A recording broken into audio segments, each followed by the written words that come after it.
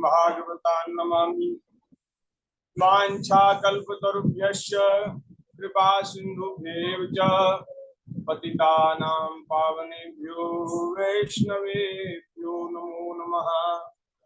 वैष्णवेभ्यो नमो नमः। श्री राधा भक्ति हरिर्ज्ञानम ताभ्यां व्याज समन्विता तां श्री भागवतीं गाथां वन्दे युगलरूपिणीम्। सीतानाथ समारंभां श्री रामानन्दार्य मध्यमाम् अस्मदाचार्य पर्यन्तां वन्दे गुरु परम्पराम्। गुरुर्ब्रह्मा गुरुर्विष्णु गुरुर्देव महेश्वरः गुरुर्साक्षात् परब्रह्म तस्मै श्री गुरुवे नमः। चार जुगन में भक्त जे जिनके पद की धूरी सर्वसु श्री सिर धरि राख्यो मेरी जीवन मूरी। भक्त भक्ति भगवंत गुरु चतुर नाम एक इनके पद वंदन किए नाशे विघ्न अनेक। कृष्ण गोविंद गोविंद गोपाल नंद लाल। कृष्ण गोविंद गोविंद गोपाल नंद लाल। कृष्ण गोविंद गोविंद गोपाल नंद लाल। कृष्ण गोविंद गोविंद गोपाल नंद लाल। गोपाल नंद लाल गोपाल नंद लाल गोपाल नंद लाल हे गोपाल नंद लाल। कृष्ण गोविंद गोविंद गोपाल नंद लाल। कृष्ण गोविंद गोविंद गोपाल नंद लाल। हे गोपाल नंद लाल हे गोपाल नंद लाल। हे गोपाल नंद लाल हे गोपाल नंद लाल। कृष्ण गोविंद गोविंद गोपाल नंद लाल। कृष्ण गोविंद गोविंद गोपाल नंद लाल। श्री कृष्ण गोपाल भगवान की जय। वृंदावन बिहारी लाल की जय। श्री राधा वल्लभ लाल की जय। श्रीमद् भागवत महापुराण की जय। श्री सुखदेव जी महाराज की जय। भगवान श्री वेदव्यास जी महाराज की जय। श्री सद्गुरुदेव भगवान की जय। सब संत हरि भक्तन की जय। जय जय श्री राधे श्याम। जय जय श्री सीताराम। हर हर महादेव। हरि शरणम। भक्त वांछा कल्पतरु भक्त वत्सल शरणागत वत्सल दीन बंधु दया सिंधु असंख्य कल्याण गुणगण निलय अकारण करुणा वरुणालय सच्चिदानंद घन मूर्ति श्री वृंदावन बिहारिणी बिहारी जी की महती कृपा करुणा से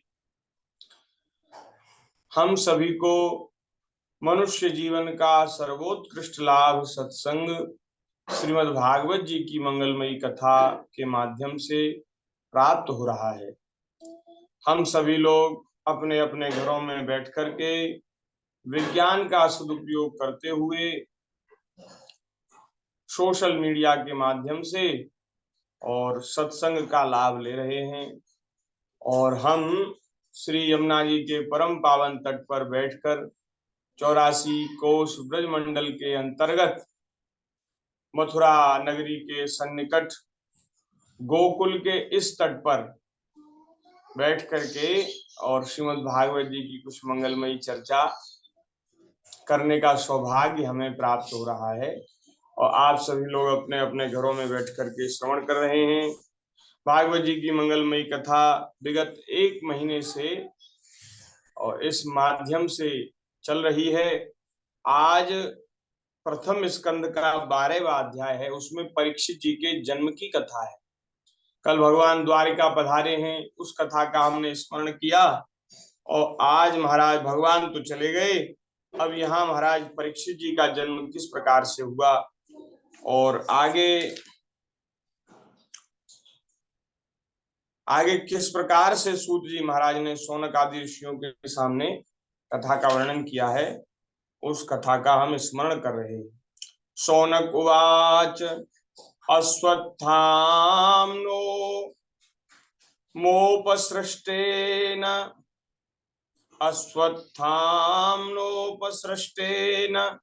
ब्रह्मशिष्णोरुतेजसा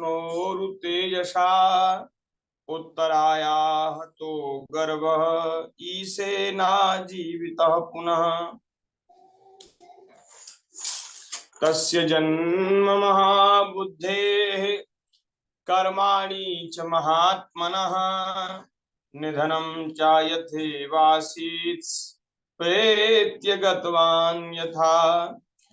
शौनक आदि ऋषियों ने शौनक जी ने कहा, पूछा कि हे सूत जी, अश्वत्थामा ने जो अत्यंत तेजस्वी ब्रह्मास्त्र चलाया था उससे उत्तरा का गर्भ नष्ट हो गया था, परंतु भगवान ने उसे पुनः जीवित कर दिया।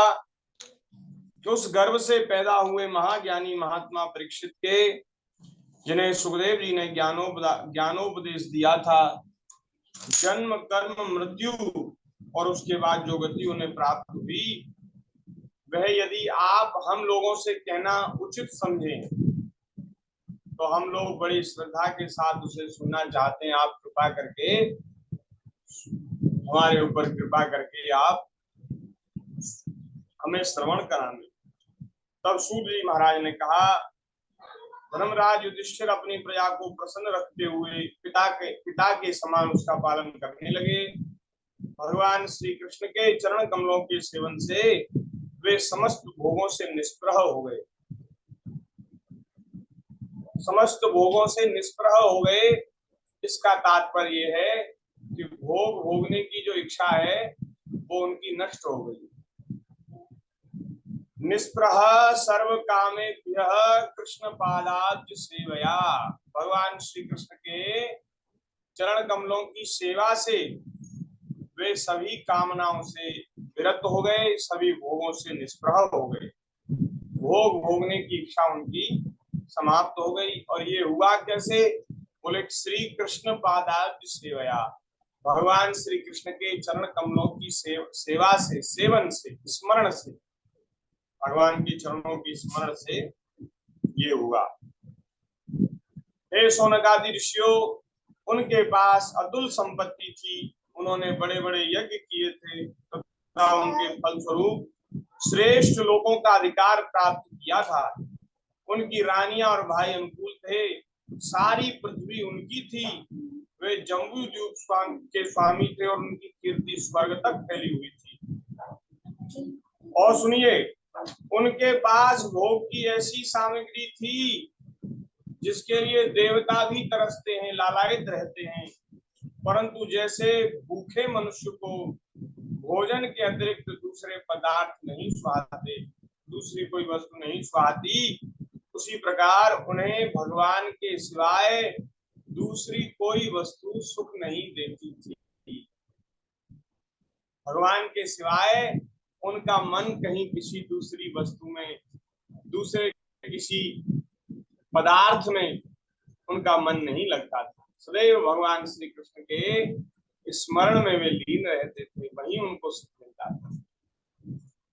ऐसे महाराज युधिष्ठिर जी परम भागवत, परम भक्त। हे शौनक जी, उत्तरा के गर्भ में स्थित वह वीर शिशु परीक्षित जब ब्रह्मास्त्र के तेज से जलने लगा तो उसने देखा कि एक ज्योतिर्मय पुरुष है उसकी आंखों के सामने, और वह देखने में तो अंगूठे भर का है, अंगुष्ठ मात्र अम्लम, परंतु उसका स्वरूप बहुत ही निर्मल है, अत्यंत सुंदर श्याम शरीर है। परीक्षित जी गर्भ में ही भगवान का दर्शन कर रहे हैं। श्याम शरीर है, बिजली के समान चमकता हुआ पीतांबर धारण किए हुए हैं, सिर पर सोने का मुकुट है, और महाराज उस निर्विकार पुरुष की बड़ी ही सुंदर लंबी लंबी 4 भुजाएं हैं। चतुर्भुज रूप में भगवान श्री कृष्ण उत्तरा के गर्भ में परीक्षित जी की रक्षा कर रहे हैं। कानों में तपाए हुए स्वर्ण के सुंदर कुंडल हैं, आंखों में लालिमा है, हाथ में एक गदा लेकर उसे बार बार घुमाते जा रहे हैं और स्वयं शिशु के चारों ओर घूम रहे हैं। जैसे सूर्य अपनी किरणों के प्रताप से, किरणों के प्रकाश से धुंध को, कोहरे को नष्ट कर देते हैं, उसी प्रकार भगवान गदा के द्वारा ब्रह्मास्त्र के तेज को शांत करते जा रहे हैं। तब महाराज उनको देख करके वह गर्भस्थ शिशु सोचने लगा कि ये कौन है। इस प्रकार 10 मास के गर्भस्थ शिशु के सामने ही धर्म रक्षक अप्रमेय भगवान श्री कृष्ण ब्रह्मास्त्र के तेज को शांत करके वहीं अंतर ध्यान हो गए। बोलिए भक्त वत्सल भगवान की जय। अब महाराज 10 मास के तो गर्भ में हो गए हैं परीक्षित जी। अब सुबह शुभ समय, अनुकूल नक्षत्र, ग्रह, तारा आदि के अनुकूल होने पर और महाराज श्री पांडवों के वंशधर श्री परीक्षित जी का शुभ समय में जन्म हुआ है। परीक्षित जी का जन्म हुआ है। बोलिए परीक्षित जी महाराज की जय। ये जो परीक्षित जी है ना, ये बड़े भागवत हैं, बड़े भक्त हैं। जो 9 प्रकार की भक्ति है उसमें सबसे पहली भक्ति है श्रवण। श्रवणम कीर्तनम यस्य स्मरणम पाद सेवनम। नवदा भक्ति में सबसे पहली भक्ति है श्रवण। भक्ति की नींव है श्रवण, कथा श्रवण। जब तक भगवान की कथा का हम श्रवण नहीं करेंगे तब तक और जो भक्ति है ना वो पुष्ट नहीं होंगी और दूसरी भक्ति हमारे हृदय में नहीं आएंगी। इसलिए सबसे पहली भक्ति है श्रवण। जब हम इनके बारे में जानेंगे, इनकी चर्चा सुनेंगे, करेंगे, तभी हमारे हृदय में इनके प्रति प्रेम प्रकट होगा। तो श्रवण भक्ति के आचार्य हैं श्री परीक्षित जी महाराज। श्रवण में इनकी बड़ी रुचि है, बड़ी श्रद्धा है, बहुत तल्लीनता पूर्वक इन्होंने भगवान की कथा का श्रवण किया। और केवल अंतिम समय में ही कथा सुनी हो सो बात नहीं है। जय हो। केवल अंतिम समय में 7 दिन का समय लेकर कथा सुनी हो सो बात नहीं है। ये जीवन भर भगवान की चर्चा, भगवान के गुण, भगवान की कथा सुनते रहे हैं। ऐसा नहीं है कि आप जीवन में तो कभी कथा मत सुनो और अंतिम समय में बोले अब भाई चलो बुढ़ापा आ गया, आप कुछ भजन भक्ति भाव कर लें और एक बार कथा सुन करके हमारा कल्याण हो जाए। ऐसे नहीं होगा। जब तक भगवान की कथा में श्रद्धा नहीं होगी, दृढ़ प्रीति नहीं होगी, तब तक भगवान की कथा सुनने से भी संपूर्ण लाभ, संपूर्ण समाधान नहीं मिलेगा। और कथा में रुचि, श्रद्धा होने की क्या एक विधि है। उसकी विधि यही है कि संतों की सेवा करते हुए, भगवान के गुण सुनते हुए और कथा में श्रद्धा रखते हुए धीरे धीरे धीरे धीरे कथा में रुचि हो जाएगी, प्रेम। एक दिन हम इसका विस्तृत वर्णन भी कर रहे थे कि सत्पुरुषों के सेवन से रुचि जागृत होगी, फिर श्रद्धा होगी, फिर प्रेम होगा, और जब प्रेम पूर्वक कथा सुनेंगे तो कथा महाराज हमारे अंतःकरण में भगवान श्री कृष्ण का प्राकट्य कर देगी और वह जीव के कल्याण का हेतु बन जाएगा। तो परीक्षित जी ने अंतिम समय में ही सुनी हो सो बात नहीं, जीवन भर इन्होंने संतों की सेवा करी, सत्संग किया और खूब भगवान की कथा सुनी। जब महाराज एक श्रीमद् भागवत जी के महात्मा की कथा जो जो श्रीमद् भागवत जी के महात्मा की दो कथाएं बड़ी प्रचलित हैं, प्रसिद्ध हैं। एक महात्मा की कथा तो हमने आपको सुनाई पद्म पुराण की, जिसमें भक्ति वैराग्य ज्ञान वैराग्य का निरूपण, धुंधकारी की कथा। ये भक्ति, ये जो भागवत जी का महात्मा है, जो पद्म पुराण के उत्तरखंड में भागवत जी का महात्मा लिखा है। और एक भागवत जी का महात्मा है स्कंद पुराण में। स्कंद पुराण में भागवत जी का महात्मा है। वहां भागवत जी की कथा सुनाई है श्री उद्धव जी ने और सुनी है वज्रनाभ जी ने। और वहां भगवान की जो 16,100 रानियां है ना, उन्होंने जब भगवान द्वारिका से और अपने परम धाम सिधार गए, ठाकुर जी अपने गोलोक चले गए, तब उस समय भगवान ने आज्ञा दी थी कि वज्रनाभ जी को आज्ञा दी थी कि आप इन 16,000 रानियों को लेकर के ब्रज में चले जाना, क्योंकि आज से 7वें दिन ये हमारी द्वारिका डूब जाएगी और सब जलमग्न हो जाएगा, यहाँ कोई मत रहना। भगवान का सारा वंश तो नष्ट हो ही गया था ब्राह्मणों के श्राप के कारण। अब महाराज वज्रनाभ जी ही बचे थे। ब्राह्मणों के श्राप से भी महाराज वज्रनाभ जी भगवान के नाती बेटा हैं। नाती से भी नाती के पुत्र हैं वज्रनाभ जी। तो वज्रनाभ जी 16,100 रानियों को लेकर के ब्रज में आए हैं। और ब्रज में महाराज उस समय केवल जंगल ही जंगल था, कोई प्राणी कोई पशु पक्षी भी यहाँ नहीं दिखते थे। तब महाराज उन्होंने सांडिल्य जी से पूछा, सांडिल्य जी की कुटिया ब्रज में बनी हुई थी, उनसे पूछा, बोले महाराज ब्रज में न कोई पशु पक्षी दिखते हैं, न कोई व्यक्ति दिखते हैं, सब कहाँ चले गए? तो सांडिल्य जी ने बताया, वो बोले जो ब्रज में जो व्यक्ति पशु पक्षी और जो प्राणी जितने भी थे, वो सब भगवान की लीला जैसे ही अंतर्हित हुई, अंतर ध्यान भगवान की लीला के ही वे सब परिकर थे, पार्षद थे। वे भी भगवान की लीला के साथ ही सब अंतर ध्यान हो गए। अब बोले आपको दोबारा से ब्रज को बसाना है। तो सांडिल्य जी ने मुख्य मुख्य स्थानों को श्री वज्रनाभ जी को बताया। और वज्रनाभ जी के साथ उस समय परीक्षित जी भी हैं। परीक्षित जी भी वज्रनाभ जी के साथ हैं।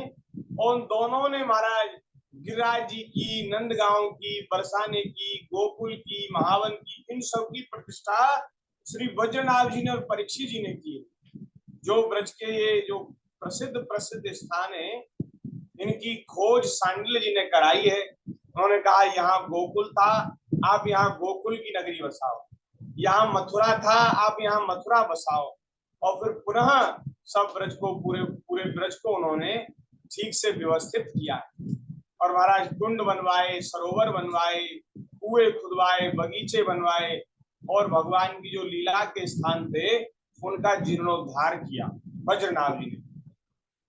और यहाँ रानियां भगवान की जो 16,100 रानियां हैं, जो भगवान की 8 पटरानियां हैं, वे तो लक्ष्मी जी का स्वरूप है। अष्ट लक्ष्मी जो होती है उनका स्वरूप है।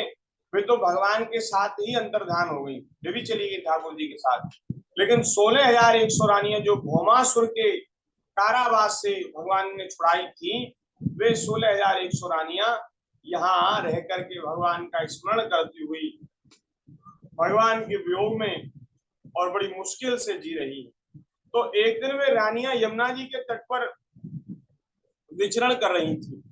तो महाराज उस समय उन्होंने क्या देखा कि यमुना जी बड़े आनंद पूर्वक यहाँ रह रही हैं और उनकी सेवा में बड़ी सखी सहचरियां हैं और वे तो बड़ी आनंदित हैं। तो उन्होंने उनसे यमुना जी से पूछा कि हे देवी, आप भी हमारी तरह श्री कृष्ण प्रियतमा हैं, आप भी भगवान की पत्नी हैं। यमुना जी भगवान की चतुर्थ पटरानी है। सबसे पहला विवाह भगवान का रुक्मिणी जी के साथ हुआ, दूसरा विवाह हुआ जामवंती जी के साथ, तीसरा विवाह हुआ श्री एक ये जो राजा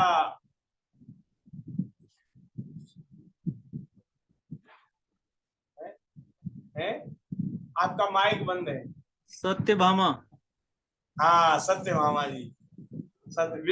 श्री उनके उस स्यमंतक मणि की कथा में उनका चरित्र आता है। तो उनके पिता के पास स्यमंतक मणि थी और महाराज स्यमंतक मणि के कारण भगवान का उनसे उनसे विवाद हुआ, झगड़ा हुआ थोड़ा, और सत्यभामा जी के साथ भगवान का तीसरा विवाह हुआ। और चौथा विवाह हुआ भगवान का श्री यमुना जी के साथ, कालिंदी जी के साथ। तो उन रानियों ने कहा कि देवी जी, आप भी भगवान की पत्नी हैं, जैसे हमें भगवान का वियोग व्याप रहा है, ऐसे आप भी भगवान के वियोग से वियुक्त हैं। तो आपको क्या भगवान के वियोग का दुख नहीं होता? क्या कारण है आप इतनी प्रसन्न हैं, इतनी आनंदित हैं, क्या कारण है? तो उन्होंने कहा कि हे देवियों, मुझे श्री राधा रानी की सेवा से, ध्यान से सुने, मुझे श्री राधा रानी की सेवा से भगवान की नित्य लीला में प्रवेश मिल गया है।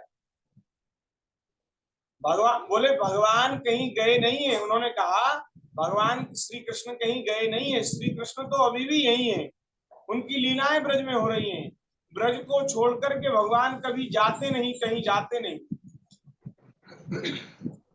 तो लेकिन वो ये है कि उनकी जो व्यवहार की लीला चल रही थी, वो व्यवहार की लीला तो अंतर्हित हो गई है और भगवान अपनी नित्य लीला में प्रविष्ट हो गए हैं।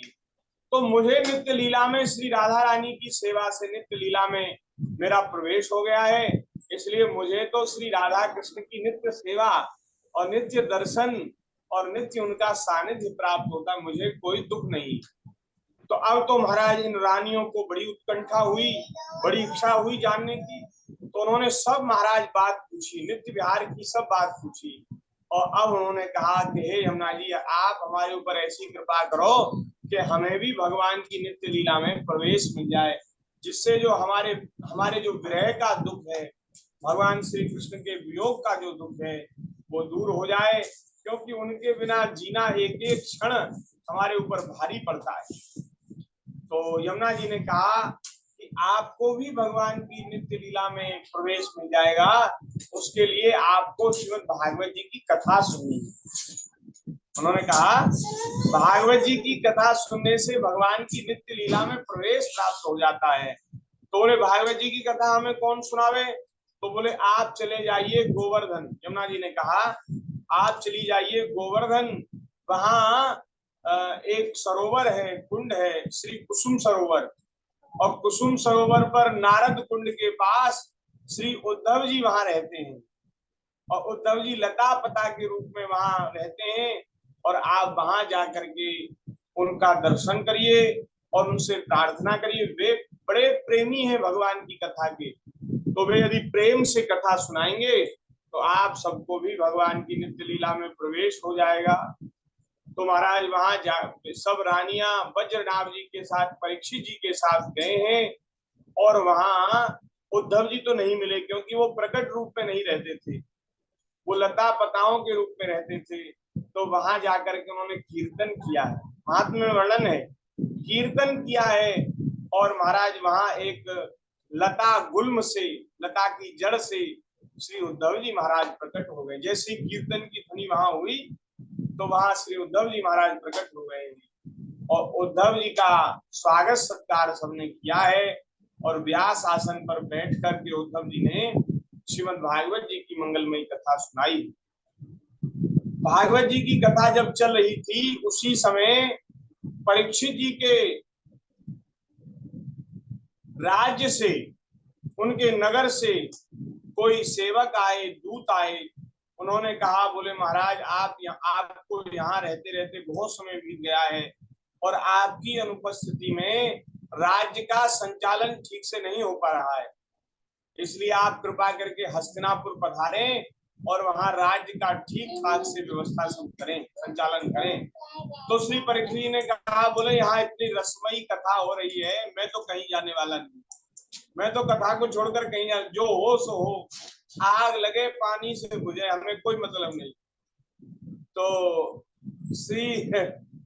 श्री उद्धव जी ने देखा कि भाई ये बड़े प्रेमी हैं और बड़े प्रेम से कथा सुन रहे हैं, तो लेकिन इनके ऊपर जिम्मेदारी तो है ही राज्य की व्यवस्था इनको देखनी है।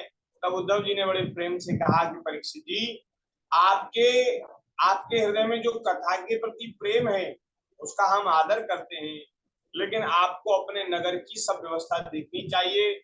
और रही बात कथा की, तो बोले आप तो श्रवण के बड़े श्रेष्ठ अधिकारी हैं, मैं आपको वरदान देता हूं कि साक्षात नंद नंदन श्री सुखदेव जी के रूप में आएंगे और सुखदेव जी आपको अंतिम समय में भागवत जी की संपूर्ण कथा सुनाएंगे।